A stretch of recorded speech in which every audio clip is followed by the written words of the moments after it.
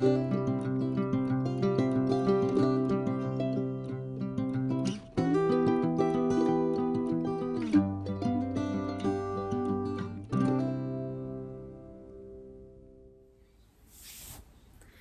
guys, welcome back to the 30-day poetry challenge. It is officially day 20. We are in the home stretch.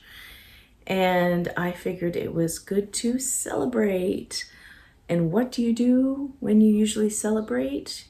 Usually there's some fun. Usually there's some music. Usually there is some feasting. But that is also a very ironic thing for me because I was taking some time off here and there because stuff happened. And essentially, I destroyed my digestive system. And I wanted at some point to do a piece of poetry about food. And now, for the next 3 to 4 weeks, I will be eating, my naturopathic doctor said very glibly, orange food. I'll eat orange food, which means cooked fruits and vegetables. We have some squash, we have some turnip, some sweet potato, some carrots. Yeah, there's lots of vegetables that I can have cooked. Okay. And I also can have cooked fruit, which is not so bad. But I am not at liberty to go into the kitchen and pick out of the fridge what I want. So you have to do it for me. Today, I've got 2 poems that I want to read to you, 2 fabulous poems about food. And the first one is A Miracle for Breakfast by Elizabeth Bishop. Ready? At 6 o'clock, we were waiting for coffee and the charitable crumb that was going to be served from a certain balcony. Like kings of old, or like a miracle, it was still dark. 1 foot of the sun steadied itself on a long ripple in the river. The first ferry of the day had just crossed the river. It was so cold we hoped that the coffee would be very hot.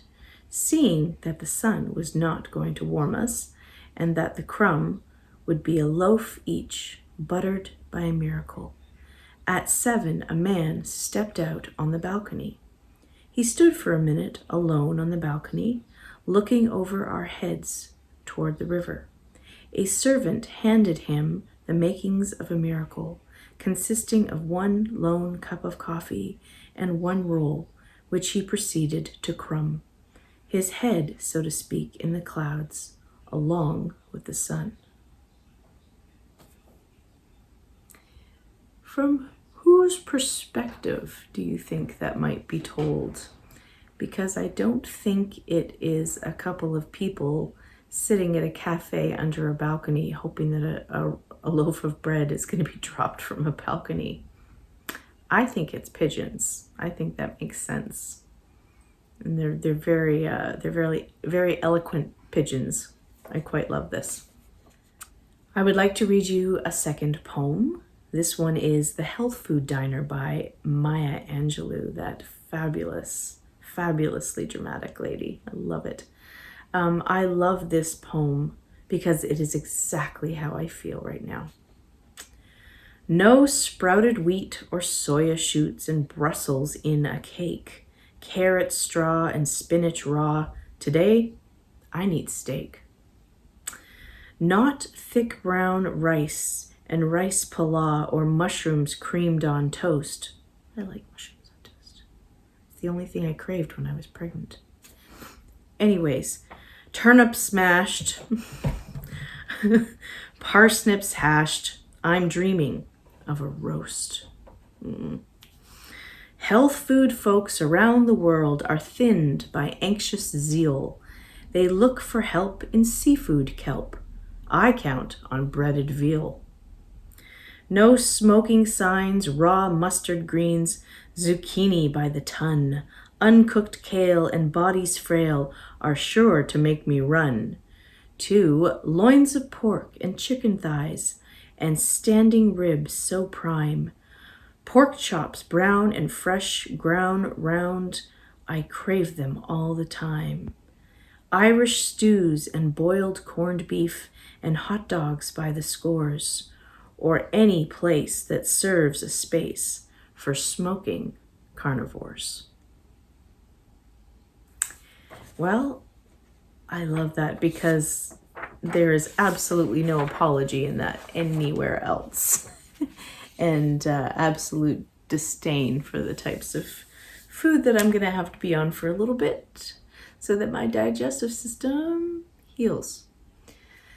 So, other than having a really, really decent meal for me, I would like you to pick your favorite foods. Pick a favorite food, something perhaps that you've been craving, and let yourself have it. And when you are having it, I want you to close your eyes. I want you to have a pen and paper or a laptop on hand. And as you're eating it, I want you to write. Take a bite and write. Take a bite and write. And tell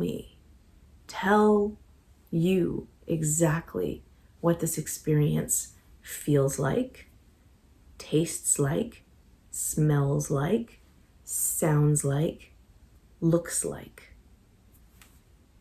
So use those senses to put detail and visceral words and images into your poem, and just enjoy.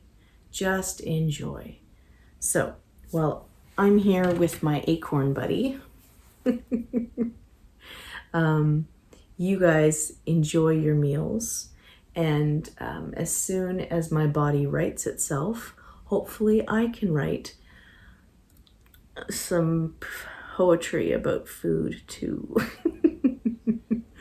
All right, take care, and I will see you tomorrow for day number 21.